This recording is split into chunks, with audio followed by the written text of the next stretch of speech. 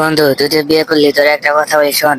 আর এই কথাটা প্রত্যেকদিন রাত্রে করে, মানে যে কাজের কথাটা বলবো তোকে, এই কাজটা প্রত্যেকদিন রাতে করে তারপর ঘুমাবি। তার আগে কখনো ঘুমাবি না, মনের ভুলেও না।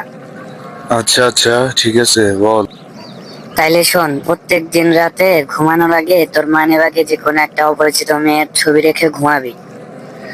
তাইলে তোর বউয়ের সাথে তো প্রত্যেকদিন ঝগড়া হবেই, এটা শিওর। কিন্তু আরেকটা উপকার হবে যে তোর টাকা চুরির হাত থেকে বেঁচে যাবে, অর্থাৎ তোর টাকাটা বেঁচে যাবে, চুরি হবে না।